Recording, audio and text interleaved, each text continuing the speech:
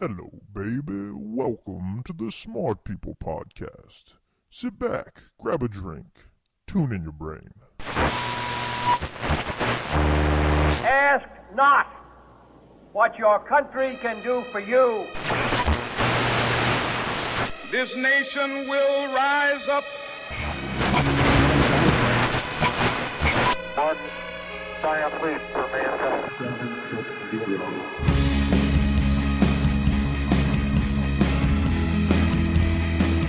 Hello, listeners. Welcome to another enthralling, exciting, adventurous, and some other adjective episode of Smart People Podcast. I'm Chris Stemp.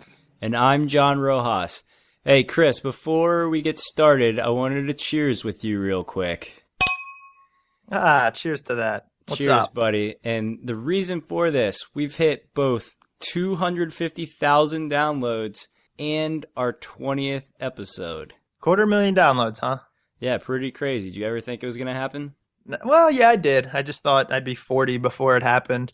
So I want to, thank all the listeners. Thanks to everybody out there for being so supportive, subscribing to the podcast, listening, giving us feedback, using our Amazon widget, all those things. It's been a blast. We look forward to doing it for a long time to come and bringing you guys interesting subjects. And while we're talking about it, if you have any ideas on who you'd like to hear or any comments on the podcast, feel free to contact us. Just go to our website, smartpeoplepodcast.com, and go to the Contact Us and shoot us a little email. People do it all the time. We are currently seeking out speakers that people have recommended, and it's a good time. So thanks to all you out there for everything. We'll try and keep up our end of the bargain. Yeah, and as Chris mentioned, this podcast has become what it's become because of you. Keep telling your friends, keep posting on your Facebook, keep posting on Twitter. It's awesome to see our little community grow. This week, we hope everybody enjoys our guest. We're going to be speaking with Jancis Robinson, and she is what you call a sommelier. I think I pronounced that right. If you don't know what that is, you're not alone. She's a wine expert. We thought this would be really interesting because, come on, who knows how to properly taste wine, how to properly pair it with foods, and all that stuff. Roach, when you go out on your dates, which I know you do so often, how often do you feel you don't know what you're doing when the waiter comes over and asks you about what wine you'd like or how to sniff the cork? Oh, well, on the hundreds and hundreds of dates I've been on in the last month or so, I'd pretty much say it's every time. Yeah, exactly. So we want to speak with Jancis and educate ourselves and educate all the listeners. Just a quick background on her. Jancis is one of a handful of wine communicators with an international reputation. She writes daily on her website, jancisrobinson.com, which is fantastic. It was voted the first ever wine website of the year in the International Wine Writers Awards 2010. She writes weekly for the Financial Times. She is also the editor of the Oxford Companion to Wine, co-author of the World Atlas of Wine. She's an award-winning TV presenter. And I think what's really cool is in 2003, she was awarded an OBE by Her Majesty, the Queen, on whose cellar she now advises. So she knows her stuff. Let's just put it that way. She has drank a lot of wine. She might be a wino. I don't know. Hey, Chris, I just wanted to put a quick personal plug out there. As we mentioned, since I'm in the dating scene, if there's any single Smart People podcast listeners out there, you can always email us with the subject heading, I want to date John. And Did you really just use our podcast as I did. Match.com? Matchjohn.com? That's right. You got to do what you got to do. Well, at least you'll know what kind of wine to buy. That's right. All right, so we're going to dive right into the interview, hopefully teach you guys something about wine. But before we do so, just remember, use our Amazon widget that's located on smartpeoplepodcast.com and tweet your friends, let them know about the show, get them listening. Yeah, follow us on Facebook. Go give us a rating on iTunes, subscribe, help us out. Help me help you. Enjoy the interview.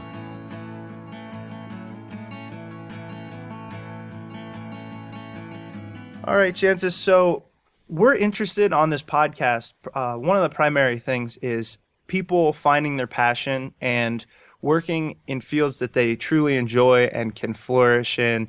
And I feel like for you... So it could be anything, not wine, but painting or rock climbing or whatever, yeah? Exactly. Great, and good. Oh, that's lovely. So it's nice. You're not going to quiz me about pH levels in Gamay grapes then. Oh boy, no. We're going to be concerned most with how to actually look like we know what we're talking about when it comes to wine. Okay. But one thing I was wondering is, it's tough to find people who have truly followed their passion and gone out on a limb. And I was wondering, could you tell us a little bit about how you got to where you are and what it is that you do? Willingly. I spend my life writing about and tasting wine and the people who make it and the places that make it, which is the most lovely job. I somehow seem to have managed to have turned a subject which most people associate with pleasure and relaxation into sort of 24/7 workload. But I always say that's because I was born on a Saturday, and we have a rhyme in England about, it's days of the week, and it's Friday's child is loving and giving, Saturday's child works hard for their living. And I think I got lumbered with that. I was very, very interested in food as a teenager.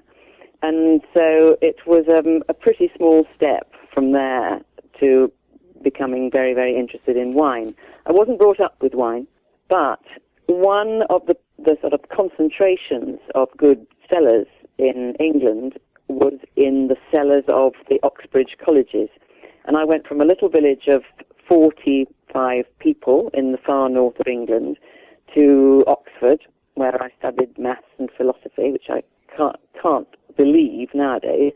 And there I was exposed to wine properly for the first time. I was very lucky. There was a girl at my college whose father, a doctor, had most unusually brought the family up to love wine in a rather academic way. And she would go to the local store and buy 2 half bottles that were similar but different to sort of compare them. And she could see I was interested, so sometimes she would give me a little taste and sort of very solemnly tell me the differences. So that stirred my interest in the kind of intellectual side of wine, if you like. And then I had a boyfriend at Oxford whose father, bless him, loved him, gave his son a little bit too much money, a lot of which was spent taking me out, wining and dining me. And there was one particular red Burgundy that sort of lit the flame, really. It was a Chambon Musigny Les Amoureuses 1959. And obviously I didn't get up from that table at the age of, 20 or something, saying, okay, that's it, I'm going to be a wine writer.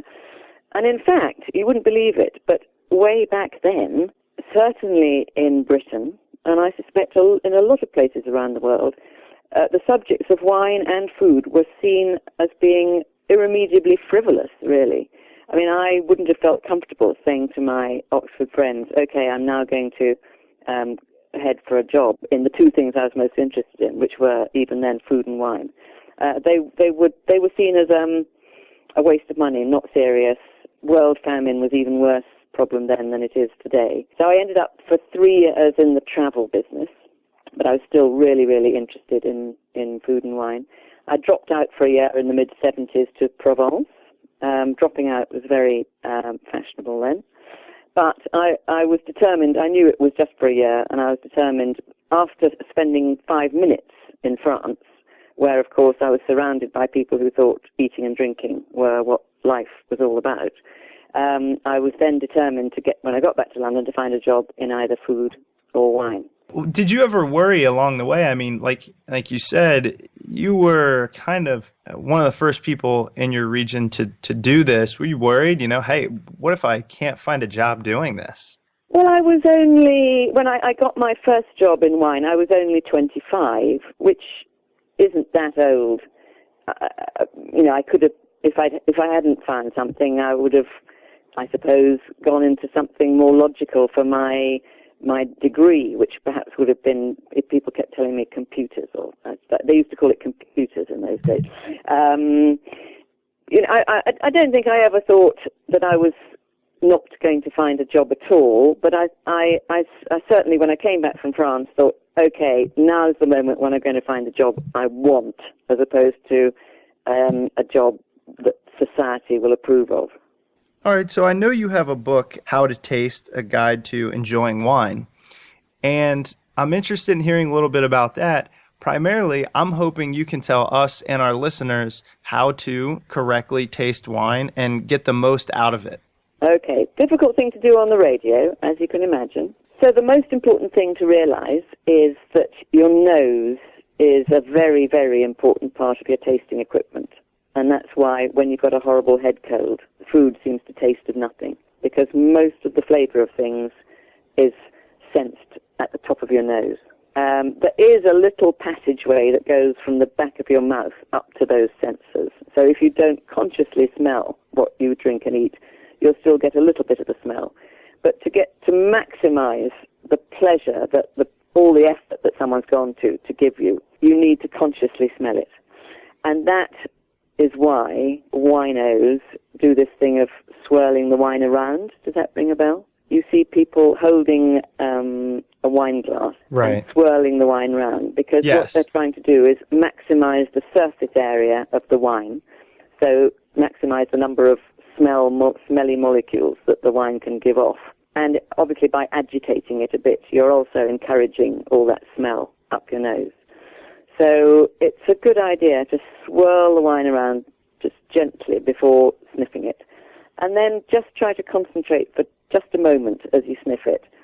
Firstly, is this clean? You know, is it, because very occasionally you come across something which has a fault, where it's not even clean and you don't actually want to drink it. But when I started, that was true of about 1 wine in 3. Nowadays it's true of about, at most, 1 wine in 100. So it's not such a serious problem anymore. Then, as soon as you've sort of gone subconsciously, yeah, it's clean, you could say, what does it remind me of? Because if you want to do anything other than just tip liquid down your throat, it is quite a nice idea to register what things taste of, so that you can start to put things into groups. You know, realize, oh yeah, I do like Sauvignon Blanc, because I like that smell of nettles or green grass or gooseberries or something like that. So what does it remind you of? And try and attach words to smells. They may not be hugely accurate, but just what it smells of is just a way of you remembering that smell. It's easier to do if you attach words to it. And then the third thing, do I like it? And then you can start, as I say, to build up this bank of what you like and what you don't like. And the most important thing with wine appreciation is to realize that there are no rights and no wrongs. But what's most important is what you happen to like, and that we all have different sensitivities and sensibilities and preferences. And another two, in fact, important things about taking the trouble to smell wine first is that A, it doesn't cost anything, and B, of course, smelling it isn't intoxicating either. So you can keep on smelling as long as you like. However, one hopes that the smell is nice enough to make you actually want to drink it. Then, when you've sort of registered what the smell is, then you're allowed to actually take a mouthful. And in a social setting, you'll swallow it. But if you're a professional taster like me, who could be tasting up to 100 wines a day, then you spit it. And I know other people will think that's disgusting. That is bizarre. But professionally, we think nothing of it. In a professional wine tasting, it'll be a room full of people who are just spit, spit, spit, spit, spit. Where there are sort of spittoons around, and we kind of elbow each other out of the way, trying to find where we can most conveniently spit our mouthfuls out. Anyway, so much more important than the spitting is what we call the taste, or how the wine strikes your senses inside your mouth. And what you're looking for in the mouth is less the flavor, because the nose is much better at getting the flavor, more the dimensions. So you're looking to see how sweet it is, how acid it is, how chewy it is, because often young wines can be quite chewy, dry out the insides of your cheek. How alcoholic it is. If you've got a very alcoholic wine, sometimes it leaves a kind of hot burn in the back of the mouth. And those are the sort of 4 dimensions. And once you've swallowed it or spat it out, then you're looking for two aspects. Were all those dimensions nicely balanced? You know, was it, if it had quite a bit of sweetness in it, did it have enough acidity to counterbalance that sweetness, or was it kind of yucky and sickly?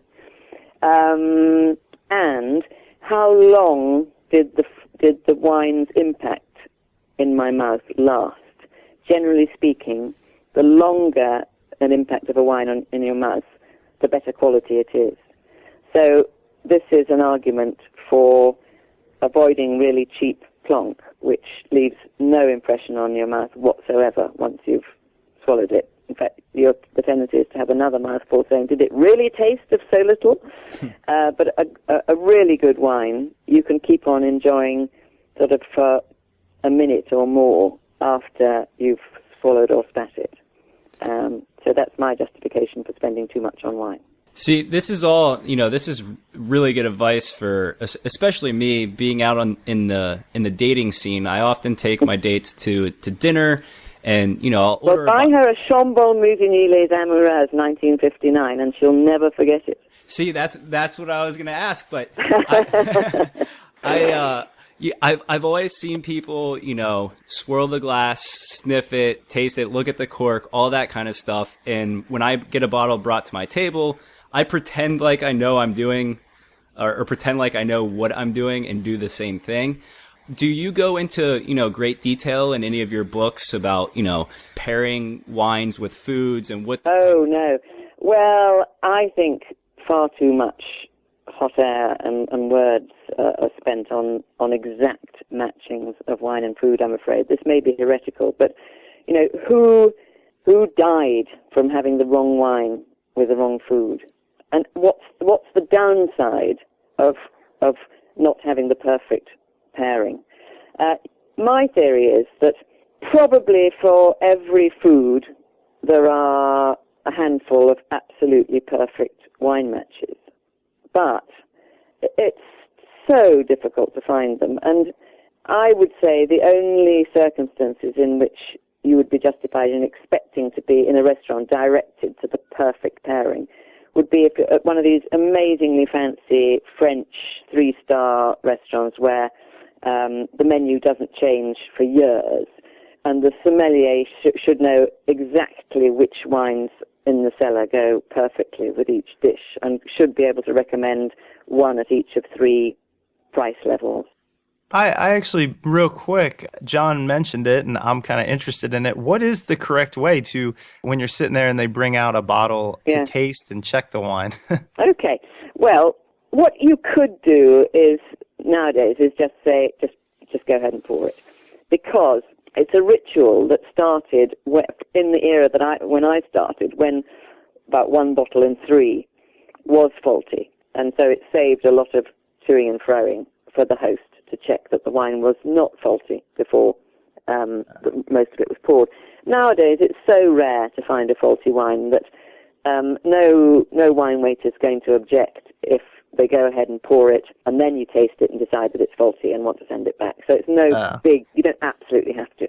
However, if you want to be conventional or want to impress the date that you know exactly what to do, what the wine waiter is really doing, she or he should definitely show you the bottle first before pulling the cork, so that you can see it was what you ordered. And so just quickly try and check, particularly if you care about these things, the vintage, because very often on wine lists they're a bit sloppy about the vintage. And I also put my hand on the bottle just to feel the temperature, because wine is amazingly sensitive to temperature, and if you serve a red wine too warm, it's going to have lost any refreshment factor. It's going to be kind of as though you sort of slightly boiled the flavour out. And so you wouldn't believe the number of times I've actually asked in a restaurant for an ice bucket to put a red wine in to cool it down a bit, because it's just a waste of my money to pay for a red wine that's too warm. Then they should pull the cork or unscrew the screw cap and pour the host, whoever that may be, and they should be a good enough waiter to work out who that is, a little taste. And what you're doing really is just sniffing it to make sure that it's clean. You could taste it to make sure, I mean, if you're thirsty or curious or greedy, you can certainly drink it. But basically, you're smelling it to make sure it doesn't smell of sort of moldy cardboard, in which case it could have had a moldy cork, which will have contaminated the whole wine. Okay. But I know some sort of fancy wine waiters sniff the cork, and some clients probably sniff the cork. But actually, I have it on the authority of the best wine waiter in the world that this is no surefire test. You can find cork-contaminated wines that have a cork that smells perfectly healthy, and vice versa. So not much point in smelling the cork. You mentioned earlier that I should purchase a certain type of wine to make sure my date remembered our evening. And I think a lot of people have the notion that more expensive wines are your better wines. But have you found cheaper wines that, you would highly recommend to people? Sure. No, my next article in the Financial Times is about value in wine. And I believe that there are overpriced wines, pretty much all price levels, and certainly a lot of underpriced wines at fairly low price levels. I mean, I mentioned Beaujolais before. Beaujolais 09 is absolutely stunning. Great combination, doesn't cost a lot of money, and it will age quite well as well. You don't have to spend huge amounts, but it's fun, I think, to go for something maybe a little bit unusual. I mean, she's not going to remember, really, if you choose. It's going to be difficult, say, for a California Chardonnay to stand out, isn't it? Because there are just so many of them on your wine list. Whereas, I don't know, if you chose something that really a bit odd, like California is now planting much wider range of grape varieties. You're getting kind of Pinot Blancs and Gruner Veltliners and Darling Rieslings and things like that. That would sort of stand out from the crowd a lot more. But I would go for the oddballs. And other thing which I would really recommend, and I find that the more people know, the less people know about wine, the less willing they are to ask for guidance from the wine waiter. Now, if I don't know the international wine scene very well, but if I were to walk into the grocery store or a wine store here and say, I want to buy a couple bottles that you recommend, could you recommend some specific ones for us? I don't know if if they're international or not. I don't know how that works. Phew. I mean, there are tens of thousands of wine producers around the world. It's a tall order. I'm not sure that I would give you different advice walking into a wine store from ordering wine from a wine list, really. I would first of all be saying, so what sort of wine do you like? And as you, I think, should say to your date, obviously, would you prefer red or white? Do you like it quite full-bodied, or do you like it crisp or soft, or and try and follow their clues, really. It's a bit like saying to somebody who spends their entire life with music, okay, what's your favorite tune? Can you recommend a tune? Right. No, I mean, asking me my favorite is perhaps, you could perhaps do, but even that's difficult. But asking me to recommend something for your taste is really difficult. But again, in a good wine store should be like good bookstores. It's worth developing a relationship with the people behind the counter, telling them what you've liked so far, and asking them to recommend something for you to move on to that's perhaps a little bit more interesting or better value. One thing I did want to ask you is, I've seen these aerators, these wine aerators out a lot lately, and some people swear by them. I don't know. Are they just a gimmick? Do you recommend really them? A gimmick, yeah. I mean, what's wrong with, swirling the wine around or pouring it from the bottle into a jug or a decanter, I think they're a great way to make money, but I've always just wondered. Spend the money on wine. Yeah. Good advice. All right, and then I guess lastly, since you mentioned it, what is, or can you tell us your favorite couple bottles of wine? I think it would be a waste of our time together, honestly, Really? because I'd much rather talk about my website. Yes, which I spend hours each day on, doing. Yeah, jancisrobinson.com. That's it is fantastic. Why don't you tell us a little bit about it and what you can find there? Well, since I do spend most of my life, I'm crazy. I've created a rod for my own back. I add 2 or 3 new articles to it every day, which is madness. It's got so far 55,000 wine reviews on it. It's got all of my kind of much multi-award-winning and much used into its 3rd edition giant wine reference book, the Oxford Companion to Wine, on it, the only online version of it. It's got a forum which France's only wine magazine called the most courteous wine forum on the planet. It won the first wine website of the year from the when Louis Roederer in their International Wine Writers Awards decided to have a category for wine websites, so that's very nice. And all the gossip and my kind of slightly cheeky thoughts about wine, I suppose, and the latest news, the wine news. And did you say you had a new book coming out?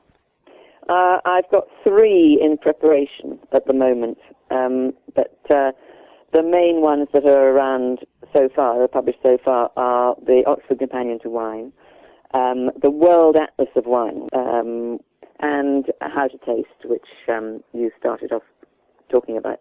Great. All right. Well, we will provide a link to your website and for our listeners to purchase some of your books right on our website. Lovely. We really appreciate your time. Hopefully next time we're out on a date or buying some wine, we'll seem a little more educated, you know? I really hope so. But do ask the date what they want, what sort of things they like in the first place. That's actually very good advice, because I'm sure Chris and I, that would be the first thing that we would gloss over and forget. Yeah. All right. Good. Well, good luck. Thank you so much. Thanks for your time and interest. Thank you Bye. very much. All right, welcome back. Hope you guys enjoyed the interview with Jancis, and hope you learned something interesting about wine that you might not have known. I know I did, and I plan on using that in the future. Actually, after doing this interview, I went to the store to pick up one of the wines she recommends on her website, which, by the way, is jancisrobinson.com. Interesting first name. It's Jancis, Robinson.com. I picked up, it's called Shobrook. Shobrook. It's a Syrah, 2009. It was like $30 or something, which I normally don't spend, but I wanted to try out something on her website.